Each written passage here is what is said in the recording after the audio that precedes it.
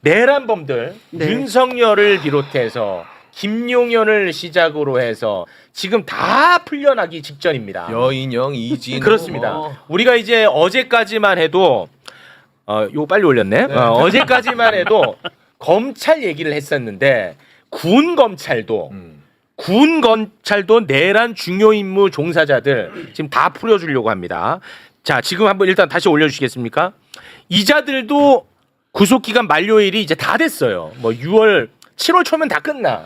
그러다 보니까 군 검찰도 얘네들을 조건부 보석으로 풀어주려고 하고 있어요. 김용현이랑 똑같은데? 예. 그 군 사법부에다가 요청을 했더라고. 네. 얘네들 조건 걸어야 조건부로 된다.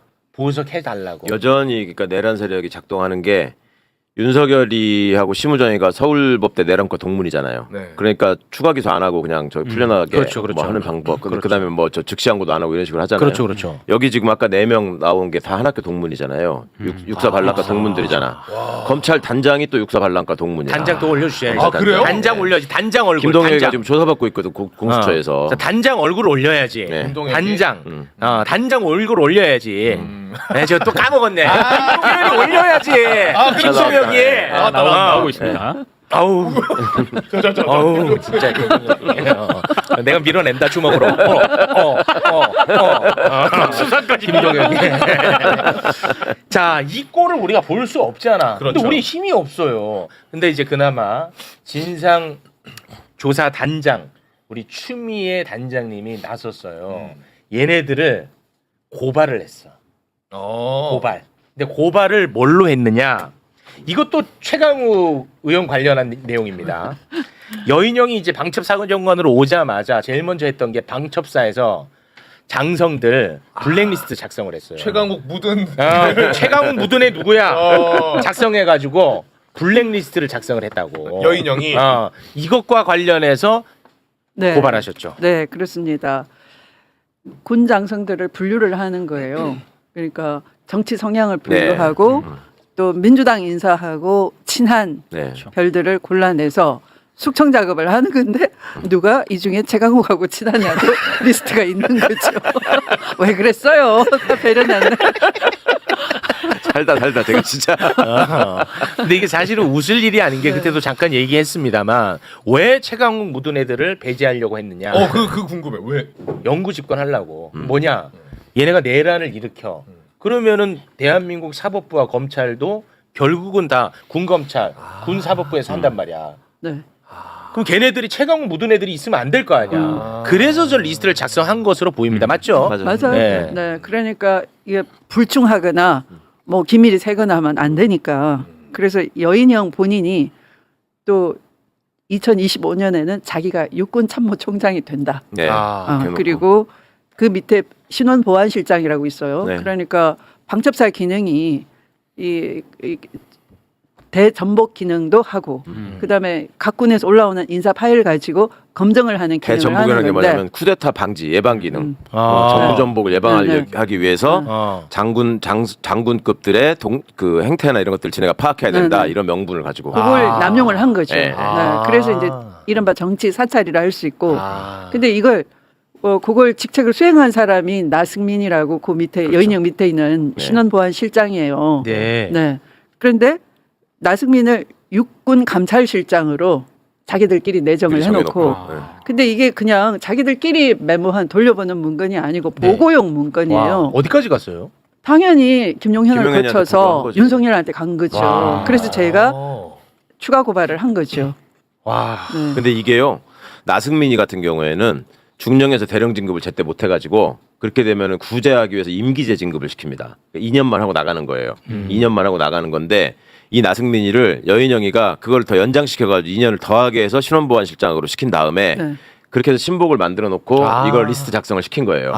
근데 그게 육군 감찰실장까지 이제 저기를 해놨다는 건 뭐냐면 참모총장 별 4개잖아. 네. 그러니까 지네들끼리 여인영이가 하나 더 달고 참모총장하고 얘는 그 임기제 진급 한 번 한 사람을 또 연장해 준 거는 거의 사례가 없는 일이에요. 그렇게 해놓고 얘는 또 별 다는 거야. 육군 감찰실장 별 하나거든. 대령도 임기제로 갔다가 별까지. 임기제 그리고 별까지. 와. 그러니까 이게 얼마나 이놈들이. 그럼 엄청나게 충성심을 발휘하겠죠. 예. 그리고 장관님 그거 아시죠? 얘들 밑에 이제 이 와. 신원보안 실장은 대령이고 그 밑에 과장이 또 중령이 있거든. 네, 진모가 있어. 진모. 예, 예. 중령이 이제 실제로 그 적는 애야. 네, 네. 아, 네네네. 작성하는 사람. 걔는 또 충암고 나온 애야. 맞아요. 그걸 또 갖다 네, 박은 네, 거야.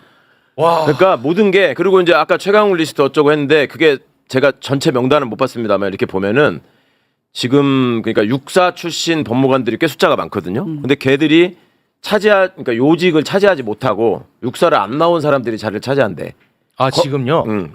군사법원과 군검찰에 네네네. 예를 들어 법원장, 네. 뭐 고등검찰부장 뭐 이런 게 있잖아요. 네네. 거기에 육사가 다 먹을 수가 없잖아. 네. 애들이 숫자가 아직은 그걸 다 차지할 수가 없거든. 네네. 그러니까 이제 저기 육사를 안 나온 옛날 고시 출신들이 있는 게 있단 말이에요. 그거를 다 최강욱 묻었다라고 한 거야. 나는 걔도 알지도 못하는데 아, 그렇게 한 거예요? 그거야. 그리고 야, 진짜 억울하다 그 사람. 이런 걔 진짜 억울하다니까요. 이런 얘기. 아. 그러니까 이게 내란 이후에 내란은 하루 만에 된다고 본 거지요. 내란 네. 이후에 이거를 계속 영구집권 체제로 가기 위해서 그렇지. 이 사법행정을 군이 다 장악하는데 와. 충성군 조직으로 만들려고 하는 내란의 실행 계획까지 여기에 내포되어 있는 거죠. 와, 그 이거 의미가. 너무너무 중요한 네. 문제네. 근데 이거 수사해야 되는 거예요. 네. 그러니까 다 거기 가담한 애들한테 너 지금 별 하나인데 2개 달아줄게. 너 대령인데 하나 달아줄게. 이렇게 계속 했잖아요. 네. 노상원이가 다 군인들을 고하고 연계시켜 이렇게 한 거예요. 육사애들끼리. 아, 엄청 아는 것보다 더 꼼꼼하게 준비를 했었네. 엄청 그럼. 꼼꼼했다니까요. 어설퍼 가지고 실패했다라는 말하는 것은 잘못된 말입니다. 그러네. 엄청 꼼꼼하게 네. 했어. 네, 그러니까 아까 나승민도 진급에서 누락된 사람을 네. 임기제로 해가지고 올려주고 주요 보직을 또 약속해주고 했던 것처럼 지난번 제가 왜 정보사의 불법 수사단 내란을 실행하려고 했던 네. 고문하고 뭐 이런 고문도구 준비시키고 했던 그 조직도 마찬가지로 김봉규와 정성욱이라는 대령들이 있는데 다 진급 누락자예요. 아. 그들에게 진급 미끼로 대박이다. 실제 돈도 받았어요. 상품권도 받고 내가 청와대 용산에 있는 아무개한테 얘기해놨다. 뇌물도 받으면서 그러면 철석까지 믿지 않겠어요? 그렇게 끌어들인 포섭을 한 거죠. 와, 아. 대박이야. 그러니까 보니까 네. 노상원도 그렇고 네. 완전히 그냥 더 이상 희망 없는 애들을 일부러 그렇지, 모았어. 그렇지. 희망 없는 능력 애들을. 없고 희망 없는. 그러면은 이 사람들은 그 그래서 하나 잡지. 던져주고. 아니 그리고 곽종근 같은 경우에도 원래 2개로 끝나는 건데 그걸 막판에 진급시켜가지고 맞아요. 갑자기 특전사령관 그렇죠. 시켜준 거예요. 그렇습니다, 네. 그건 충암도 아니고 충남이잖아. 아. 충남고등학교를 나왔는데 네. 비슷한 라임이라는 노상원 이유만으로. 자체가 성범죄자로 네, 예편이 그렇죠. 됐잖아요. 그러니까요. 네. 그런데 그 정보사 수사단의 일대에 김봉균이라는 사람도 있어요. 이 사람도 사이버사 댓글 수사 은폐로 예편이 돼버렸거든. 아. 그런 약점이 있는 사람들을 그랬구나. 붙잡아 가지고 주요 임무를 시키고 내란을 계속 끌고 가려고 했던 거예요. 그리고 이게 윤석열이가 깊이 관여했다고 볼 수밖에 없는 특이점이 또 하나 있는 게요. 정부에다가는 다 계엄과 관련된 자리에 지 고등학교 동문들 박았잖아. 계엄이 되면은 이제 계엄 사령부가 만들어지잖아요. 계엄 사령부 법무실이 또 설치되거든. 그거를 육군 법무실장이 하게 돼 있어요. 그 이번에 아. 최강욱 리스트에 맨 처음에 나오는 사람 육군 법무실장이 준장인데 그걸 가만 놔두면 걔가 계엄사 법무실장이 되는 거야. 아. 그러면 거기서 이제 혹시라도 저하고 아는 사이면 네.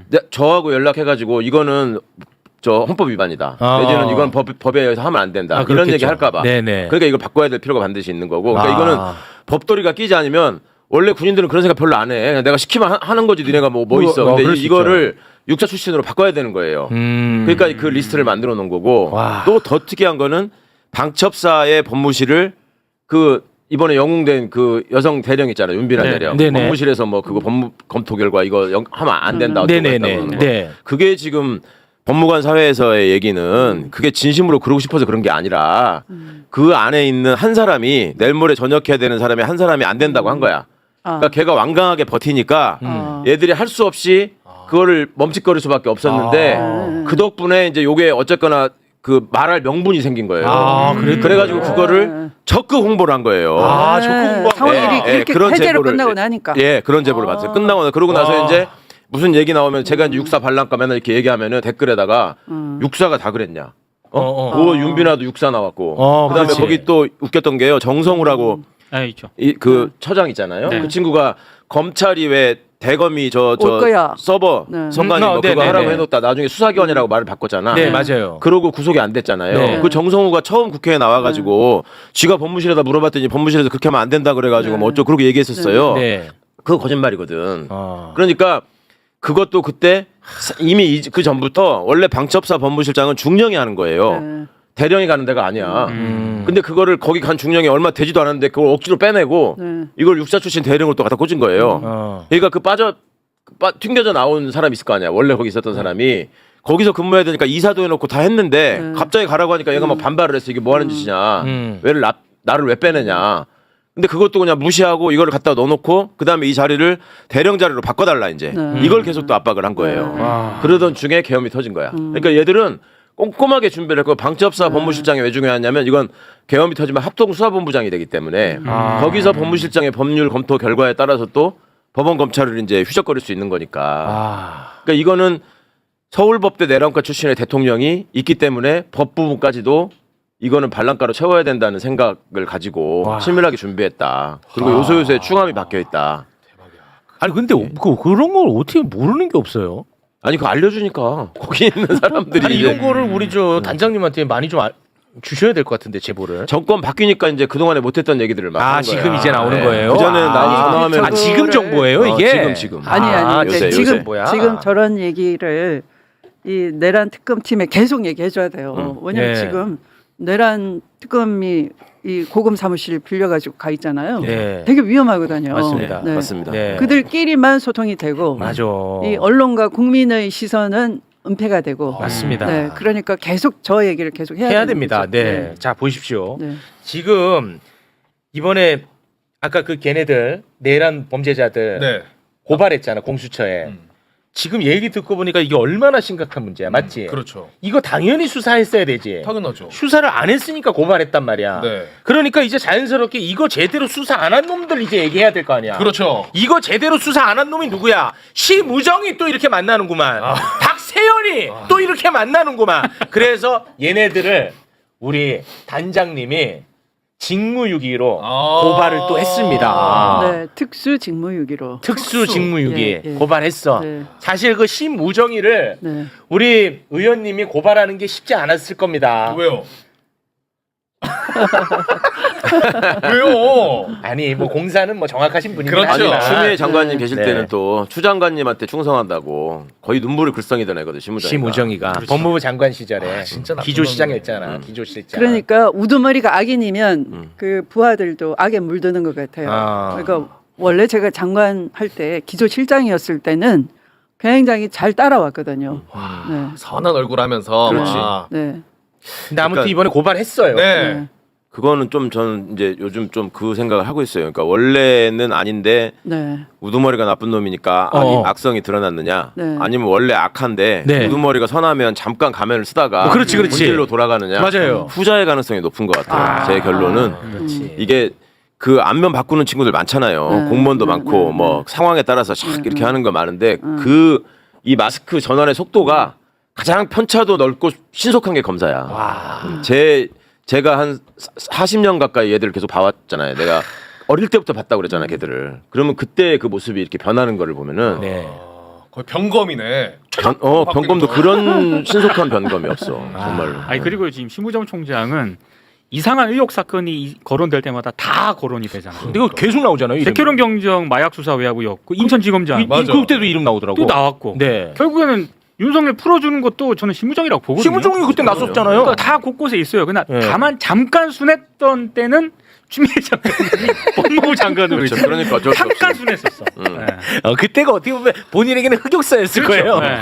네, 나머지는- 착한 놈이 아니 아니까. 오히려 저를 잘 따랐기 때문에 그때를 만회하기 위해서 더 앞장서서 충성해야지 그럴 수도 있겠네요. 그럴 수도 있고. 네. 아니 그러다가 저놈이 결정적으로 윤석열이 징계해야 되는 거 그 서면에다 협조 사인 하라고 그러니까 빠졌잖아요. 못 하겠다고 아, 그 상황에서는. 나 진짜. 그러네. 진짜 나쁜 놈이 아, 아니야. 보통 네. 나쁜 놈이 아니야. 아무튼간에 제대로 지금 수사를 안 했단 말이야. 이 중요한데 그래서 특수직무유기로 이번에 고발을 했습니다. 네.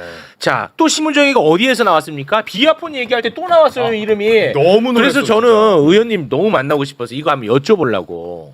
민정에 계셨잖아요. 예. 민정에. 민정수석하고 검찰총장하고 비와폰으로 통화한다. 라는 게 얼마나 이상한 일인지. 예. 플러스 민정에도 계셨으니까. 네.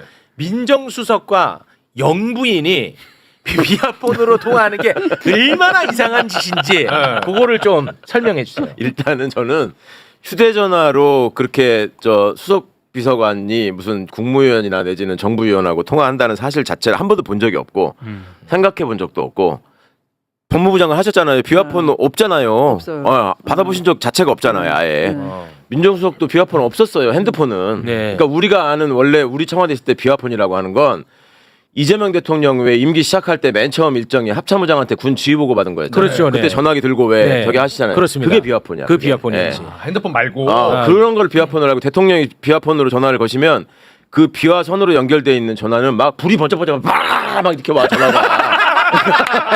안 받으면 진짜 그거 안 받으면 난리야 막 이렇게 온다니까. 그것만 받지.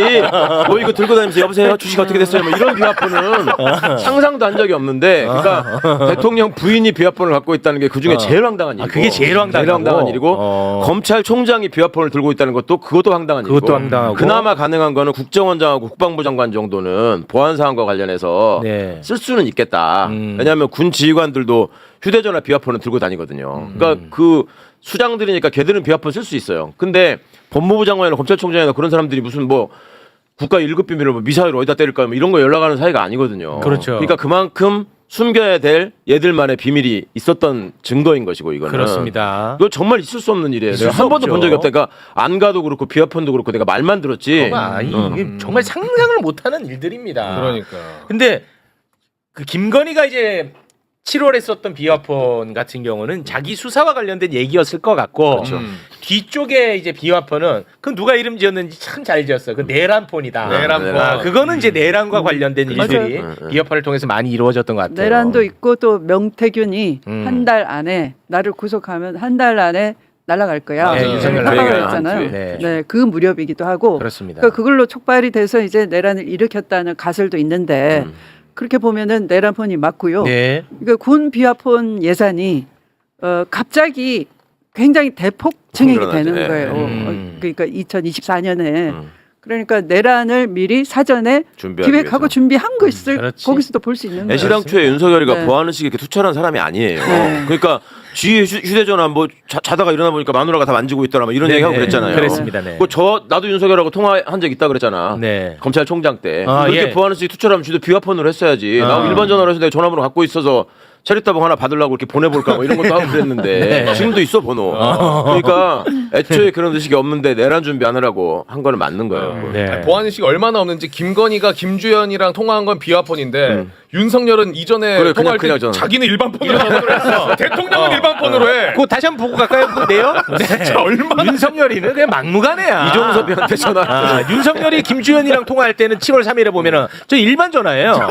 근데 김건희는 예, 보안 의식이 철저해. 봐. 예. 누가 실질적 대통령으로서 임무를 수행했는지 알 수 있지. 야, 예. 레전드야. 레전드입니다.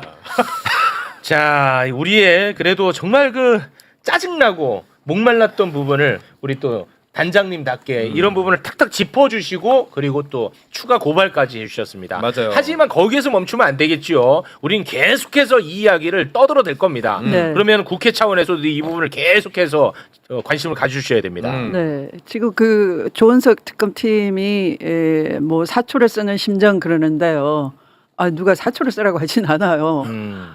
여지없이 다 도려내고 수사를 다 해야 되는 거예요. 그렇습니다. 노상원 수첩에 있는 하나하나가 범죄적 실마리고 네네. 이 블랙리스트 그렇죠. 작성한 것도 계엄 이후에 이 계속 어떻게 나라를 그 끌고 갈 것인가 네. 하는 것들이 다 담겨 있는 기획 문건이거든요. 네. 그러니까 그게 드러날 때까지 다 수사가 완벽해야 되는데 네. 계속 그 의원들과 함께 논의하고 제보하고 언론을 통해서 고발하고 할 겁니다. 그러니까 네. 비유하자면 쟤들 지금 그러니까 검찰이 수사할 적에 어떤 집단적인 범죄가 있을 때 거기서 최고의 단서로 찾는 게 대포폰이란 말이에요. 대포폰 통화 내역을 찾아가지고 그걸 통해서 얘들이 어떤 음모를 꾸몄는가 이것부터 시작하거든요. 네. 얘들 비화폰 쓰는 거 보면 그때 대포폰 쓰는 거하고 똑같아요. 대포폰 대신 비화폰 쓰는 거야. 이제 맞아. 정부에 있었으니까. 네, 맞아. 그러니까 그런 저런 점 하나하나가 너무나 중요한 수사 단서라서 이게들 마침 또 풀려 나오면 내란 특검이 그걸 기화로 바로 집어넣으면서 국민들한테 어필할 수 있는 좋은 기회이기도 해요. 그러니까 내란 특검이 그걸 가지고 열심히 빨리 수사해가지고